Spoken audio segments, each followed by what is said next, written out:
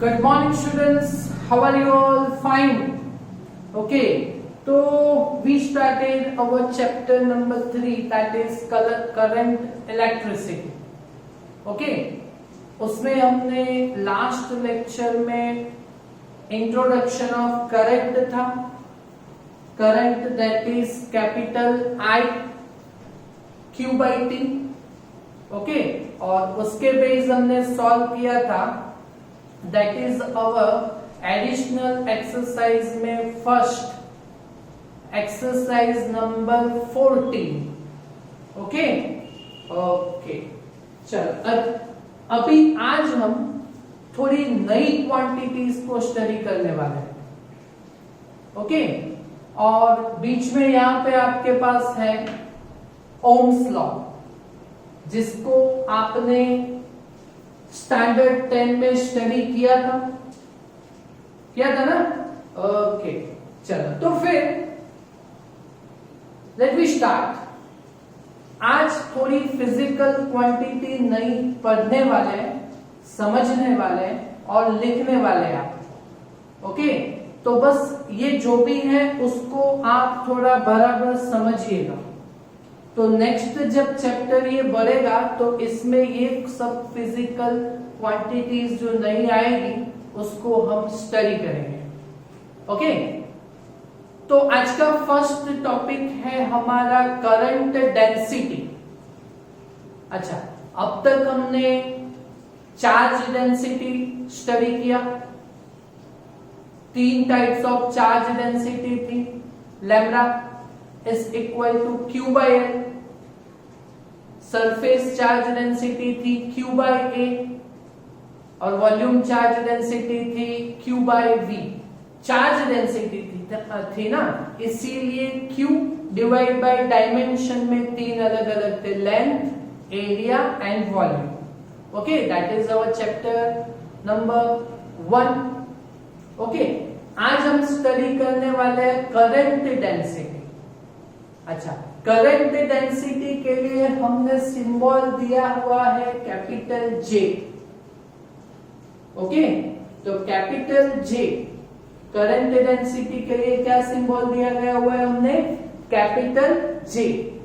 Okay, चलो तो फिर से डेंसिटी है. किसकी डेंसिटी है? करंट की. सो I और डिवाइड में क्या आएगा? डायमेंशन आएगा. और तो डायमेंशन में कौन सा आएगा? अच्छा, तो हमने पढ़ा था कि current passing through any conductor और conductor has its dimension area. ये क्रॉस सेक्शन था. ओके, करंट समझा था ना, उसमें हमने करंट जो भी पास होता है वो normally perpendicular to the cross section of conductor. Okay, तो current density that is current I divide by cross sectional area I/A, that is our current density J. So J is equal to I/A. तो याद रखने के लिए I is equal to J. I is equal to J. So J is equal to I/A. तो current definition, current density की definition हम क्या दे सकते हैं? Current passing through any conductor per unit cross sectional area, that is called current density. Okay, ये quantity कौन सी रहेगी? तो वैसे तो करंट को हमने स्केलर क्वांटिटी बोला था. ओके, बट करंट डेंसिटी को हम वेक्टर क्वांटिटी स्टडी करेंगे. वेक्टर क्वांटिटी यहां पे बोलेंगे. Okay, so current density J, क्योंकि area is a vector quantity, that is why current is a scalar quantity and current density is vector quantity. चलो, उसका कुछ काम नहीं है, स्केलर वेक्टर समझोगे. बस current density is a vector quantity. और तो उसका डायरेक्शन कौन सा रहेगा? तो जिस डायरेक्शन में फ्लो रहेगा ऑफ चार्ज, जिस डायरेक्शन में करंट रहेगा. सो quantity that is vector in direction of current. Okay, unit क्या बनेगा? अभी ये सब तो आपको आता ही रहेगा. ओके, यूनिट क्या बनेगा? तो current that is ampere divide by area metre square, ampere per metre square. Dimensional formula बनाना आना चाहिए अभी तो, है ना। करंट का dimensional formula ampere fundamental quantity है A1, है ना, और metre square, metre that is length L2। Mix करेंगे तो M0 L-2 T0 A1। Okay, ये तो सब आएगा ना, बस क्वांटिटी को स्टडी करना है। ओके, चलो अभी state and explain Ohm's law. अच्छा, ओम्स लॉ आपने स्टैंडर्ड 10 में स्टडी किया गया हुआ है ना। Full name of this scientist is George Simon Ohm. Okay, he was a mathematician also and physicist also। यहां पे तो हमको फिजिक्स ही नहीं आ रहा है। अरे फिजिक्स के 15 या 14 चैप्टर्स है, उसमें से एक चैप्टर नहीं आ रहा है, एक चैप्टर में से एक टॉपिक भी समझ में नहीं आ रहा है। और अपना जो जॉर्ज साइमन ओम है उसका तो क्या बोले हम कि उसको फिजिक्स भी आता था, मैथमेटिक्स भी आता था, है ना, और पबजी भी खेलना आता था। ओके फाइन, तो अरे मजाक कर रहा हूं। Okay, Ohm was an scientist, उसने एक एक्सपेरिमेंट किया था। ओके, तो एक्सपेरिमेंट क्या था, तो उसने एक कंडक्टर लिया इसे, उसके यहाँ पे जो दो फ्री एंड्स है, उसके दो फ्री एंड्स पे उसने बैटरी का सप्लाई ज्वाइन किया, फिर बैटरी को ऑन की। ओके, तो इसके जो दो एंड्स है उसके दोनों एंड्स के बीच उसने पोटेंशियल अप्लाई किया। ओके, तो इसमें यहाँ पे दो एंड्स पे अगर बैटरी के दो वायर्स ज्वाइन कर देंगे हम, तो क्या होगा, पोटेंशियल तो हो गया सप्लाई, तो इस कंडक्टर में से करंट पास होगा।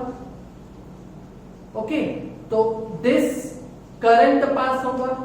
ओके, तो उसने देखा कि बैटरी के सप्लाई का वोल्टेज उसने बढ़ाता गया होगा। ओके, तो करंट भी बढ़ता गया उसमें, और बैटरी के सप्लाई का वोल्टेज कम किया तो करंट भी कम होता गया, है ना।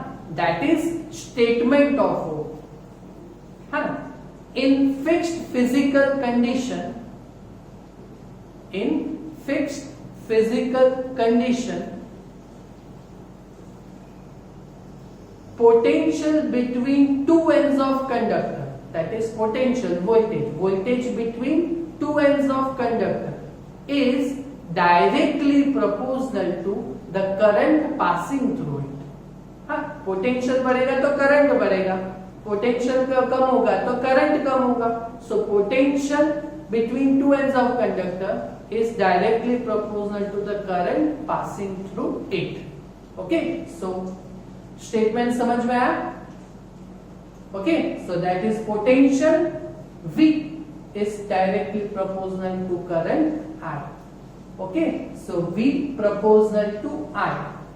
तो बीच में से अगर ये प्रोपोर्शनैलिटी रिमूव करेंगे तो प्रोपोर्शनैलिटी कांस्टेंट आएगा, है ना। तो ये जो कांस्टेंट प्रोपोर्शनैलिटी कांस्टेंट है वो कांस्टेंट है दैट इज रेजिस्टेंस। क्या है, resistance, resistance capital R।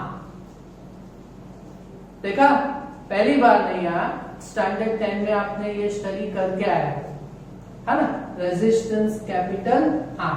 So resistance R constant है, so R is equal to V by I होगा, है ना। तो स्टेटमेंट ऐसे भी आप दे सकते हो, in any physical fixed condition, in a fixed condition, okay, voltage, the ratio of potential between two ends of conductor, the ratio of potential between two ends of conductor and current is always remains constant। resistance ये जो constant है, V और I का ratio, potential और current का क्या है, ratio।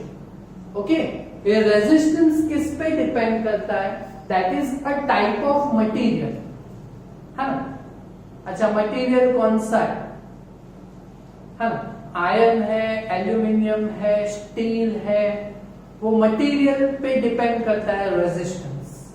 Okay, दूसरे उसके साइज पे डिपेंड करता है, that is dimension, length, area, उस पे डिपेंड करता है। एंड तीसरा टेम्परेचर, है ना। हमने 11th स्टैंडर्ड में स्टडी किया था, टेम्परेचर बढ़ाते हो तो एक्सपेंशन ऑफ मटेरियल होता है, किया था ना स्टडी।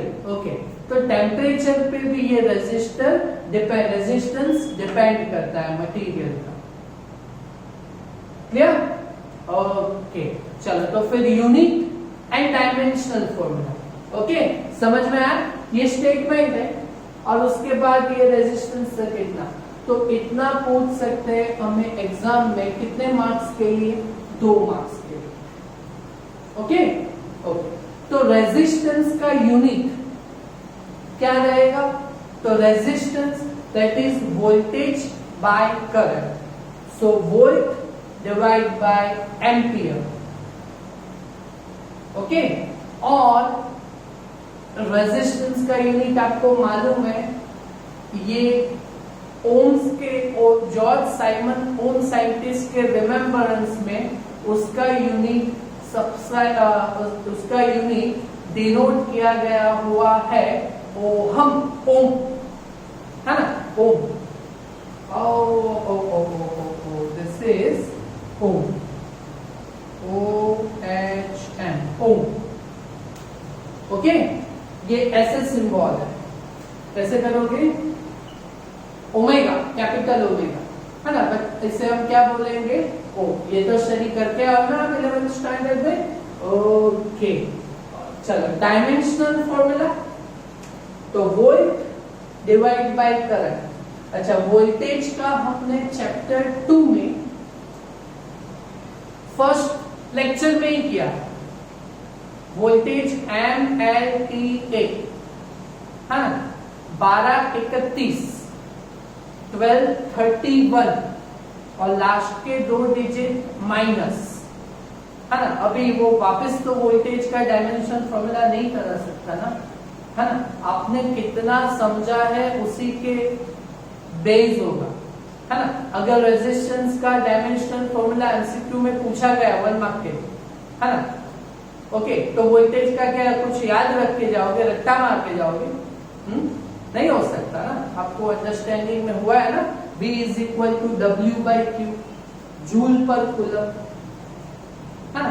उसके बेस हमने सब सॉल्व किया, 11th में किया, 12th में, फर्स्ट चैप्टर में किया, सेकेंड चैप्टर में किया। तो वोल्टेज का डायमेंशनल फॉर्मूला हमने चैप्टर 2 के फर्स्ट लेक्चर में किया था, है ना, 1231 MLTA, 12 31 लास्ट के 2 डिजिट्स माइनस, और डिवाइड में क्या है? Voltage divide by current, that is ampere, A1। Okay, तो सिर्फ A का डिजिट वही चेंज होगा, A का ऑर्डर ही चेंज होगा, सो M1 L2 T-3 और A1 ऊपर आएगा तो -1 -1 -1 -2, सो A -2, ये डायमेंशनल फॉर्मूला रहेगा, है ना। 1232, है ना, 1232, उसमें लास्ट 2 डिजिट्स क्या रहेंगे? माइनस। ओके, रेजिस्टेंस समझ में आया? पहले करंट डेंसिटी समझा, अभी रेजिस्टेंस समझा। ओके, चलो अभी रेजिस्टेंस का इनवर्स, टू रेजिस्ट मीन्स रोकना, है ना, तो जाने देना वो उसका इनवर्स होगा कि, है ना, उसका ऑपोजिट जाने देगा। तो जाने देना मतलब टू कंडक्ट, है ना। तो कंडक्ट के लिए एक यूनिट है, दूसरा है, जैसे ये रेजिस्टेंस है तो रेजिस्टेंस का उल्टा दैट इज इनवर्स, उसको बोलेंगे हम कंडक्टेंस, है ना।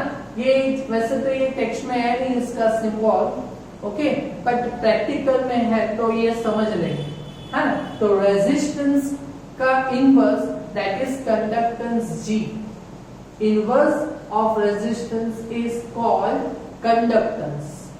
सो conductance G is equal to inverse of resistance, so 1 by capital R। Okay, चलो तो फिर यूनिट क्या रहेगा? ओके, तो conductance that is inverse of resistance, so resistance का यूनिट क्या है? ओम, तो 1 अपॉन ओम दैट इज इसका यूनिट क्या रहेगा? ओम इनवर्स रहेगा, ओम इनवर्स रहेगा।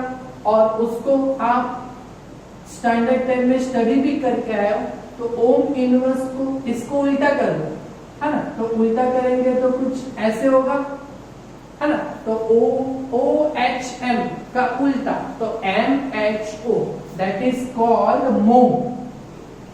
क्या होगा? मो। ओके, चलो फिर डायमेंशनल फॉर्मूला, कंडक्टेंस का डायमेंशनल फॉर्मूला जो भी रेजिस्टेंस का है उससे उल्टा रहेगा। जो भी ऑर्डर पॉजिटिव नेगेटिव का नेगेटिव पॉजिटिव हो जाएगा। ओके, सो रेजिस्टेंस का डायमेंशनल फॉर्मूला क्या है? यहाँ पे हमारे पास 1232 MLTA 1232। ओके, बट यहाँ पे क्या है? फर्स्ट 2 आर पॉजिटिव, तो यहाँ पे क्या आएगा? 1 and 2 विल बी नेगेटिव और 3 and 2 विल बी पॉजिटिव। अभी ये तो कॉन्सेप्ट है, समझ में आना ही चाहिए ना, अभी इस पे दिमाग लगाने से कुछ फर्क नहीं पड़ेगा, है ना। ओके, फिर कंडक्टेंस के बाद रेजिस्टिविटी, है ना, हमने रेजिस्टेंस स्टडी किया, है ना।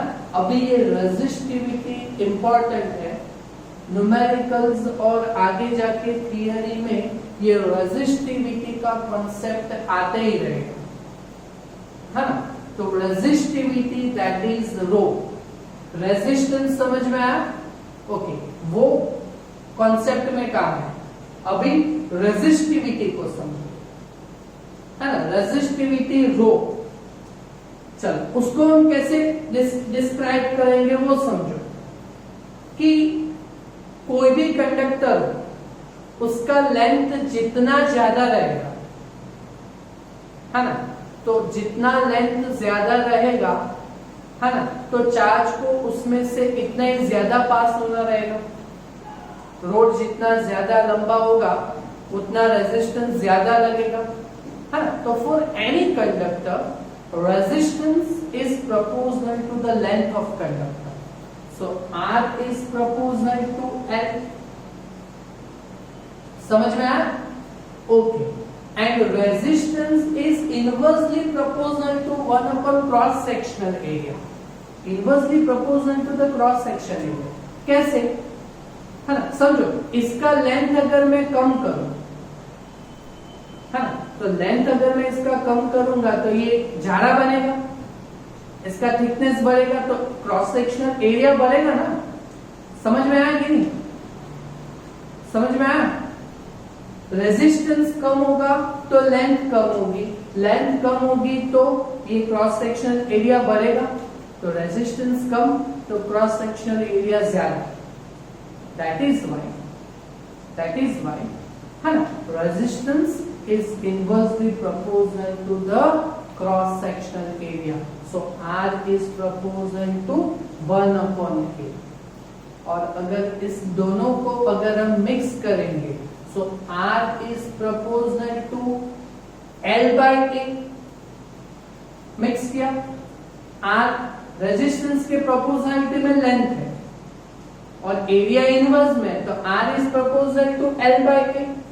और बीच में से यहां से प्रोपोर्शनल को अगर रिमूव करोगे, है ना, तो रेजिस्टिविटी को हम रखेंगे दैट इज कांस्टेंट।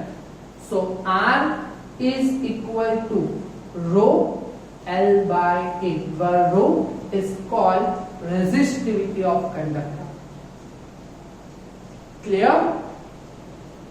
ये समझ में आया? रेजिस्टेंस समझना है बराबर प्रॉपरली, और रेजिस्टिविटी समझना है वो भी प्रॉपर्ली, है ना। इसके कॉन्सेप्ट, इसके सिंबल्स चैप्टर में आगे बढ़ते जाएंगे, है ना। R is proportional to L and R is proportional to 1 upon A, so R is proportional to L by A। तो बीच में से प्रोपोर्शनल टू निकालेंगे तो आएगा resistivity rho. So R is equal to rho L by A। ये equation को बराबर आप डिब्बे में रखिएगा। ओके, सो रेजिस्टिविटी समझना है तो resistivity rho is equal to RA divide by L। Okay, चलो तो फिर यूनिट बनाएंगे इसका भी। चलो यूनिट कैसे बनेगा? चलो रेजिस्टेंस का यूनिट ओम इंटू एरिया का यूनिट मीटर स्क्वायर और डिवाइड में लेंथ का यूनिट मीटर। चलो 1 मीटर कैंसिल हो जाएगा। ओके, चलो तो यूनिट क्या बनेगा? Ohm into metre. Clear? Clear? Okay, चलो डायमेंशनल फॉर्मूला बनाएंगे। ओम इंटू मीटर हो गया। चलो डायमेंशनल फॉर्मूला ओम का क्या है? MLTA। ओके, चलो ओम का क्या है? 1232 और metre that is L1। Okay, metre that is L1। तो यहाँ पे L का एक डिजिट इंक्रीज होगा। ओके, तो L में एक इंक्रीज होगा। सो कितना रहेगा? यहाँ पे 3 आएगा ना। ओके, तो M1 L3 -3 -2। क्लियर? अभी ये कॉन्सेप्ट वाइज इतना तो समझ में आना चाहिए। क्लियर? ओके, चलो तो फिर रेजिस्टिविटी, तो उसका उल्टा रेजिस्टेंस का उल्टा कंडक्टेंस। तो रेजिस्टिविटी का उल्टा conductivity, that is inverse of resistivity. Inverse of resistivity is called conductivity sigma, है ना। So sigma that is 1 by rho. Okay, चलो तो कंडक्टिविटी का यूनिट क्या बनेगा? क्या बनेगा? तो जो भी रेजिस्टिविटी रहेगा उसका उल्टा। तो यहाँ पे ओम है तो ओम का उल्टा MHO मो इनटू मीटर। तो यहाँ पे क्या रहेगा? Metre inverse. क्लियर? और डायमेंशनल फॉर्मूला इससे उल्टा होगा, है ना। यहाँ पे कितना है? 1332 MLTA। ओके, 1332। चलो, बट रेजिस्टिविटी का है तो कंडक्टिविटी का इससे उल्टा positive will be becomes negative and negative becomes positive. So यहाँ पे ये जो पॉजिटिव है वो नेगेटिव बनेगा। So this will be minus minus, तो वो क्या रह जाएंगे? Plus, positive. क्लियर? ओके, तो हमारे पास एक लाइन का न्यूमेरिकल है for 2 marks, that is exercise number 6। Okay, एक लाइन से हो जाएगा, वो भी अपने आप से हो जाएगा। ओके, तो एक्सरसाइज नंबर 6 अपने टेक्स्ट में देखिएगा। तो देखिए नंबर 6 एक्सरसाइज में, रेगुलर एक्सरसाइज में नंबर 6 आपको डेटास कंडक्टर है, नेग्लिजिबल करंट है ना। करंट का वैल्यू कितना है नेग्लिजिबल में वो नहीं दिया गया, बट कंडक्टर का फर्स्ट डेटा क्या दिया गया हुआ है आपको? लेंथ। लेंथ कितना है अंदर देखिए? 15 मीटर। दूसरा क्या दिया है उसमें देखिए? Cross section, that is area, capital A, है ना। 6.0 इंटू 10⁻⁻7 मीटर स्क्वायर है। ओके, और एक डेटा दिया गया हुआ है, देखिए रेजिस्टेंस कितना दिया गया हुआ है? रेजिस्टेंस दैट इज 5 ओम है। ओके, तो देखिए क्या फाइंड करना है, अंडरलाइन कीजिए question, resistivity of conductor. Resistivity that is rho find करना है। ओके, चलो तो फिर आज हमने बस ये सॉल्व किया ना। रेजिस्टेंस है, एरिया है, लेंथ है, रेजिस्टिविटी फाइंड करना है। ओके, तो आज ने रेजिस्टेंस समझा। तो resistance R is equal to rho L by A। Okay, तो that is resistivity rho is equal to R A divide by L. Okay, चलो वैल्यू रखेंगे और एक स्टेप में आंसर आ जाएगा। चलो रेजिस्टेंस का वैल्यू कितना है 5 ओम, एरिया का वैल्यू कितना है 6 इंटू 10⁻⁻7 मीटर और डिवाइड मीटर स्क्वायर और लेंथ का वैल्यू एरिया ना, हाँ ओके, एरिया कितना है 6 इंटू 10⁻⁷ और डिवाइडेड बाय लेंथ कितना है 50। ओके, चलो तो फिर 10⁻⁻7 में आंसर आएगा, बोलो कितना आएगा 6 5 30 divided by 15 that is 2 into 10⁻⁷ और यूनिट ओम इंटू मीटर। अगर सॉल्यूशन में आप यूनिट नहीं लिखोगे तो आधा मार्क्स कट होगा। That is our exercise number 6। Clear, got it, हो जाएगा, ओके फाइन, है ना। तो इतना थोड़ा समझ के सॉल्व कीजिएगा, है ना। डायमेंशन फॉर्मूला और वो अपने आप से सॉल्व करके लिखिएगा, डायरेक्ट नहीं, है ना। ओके।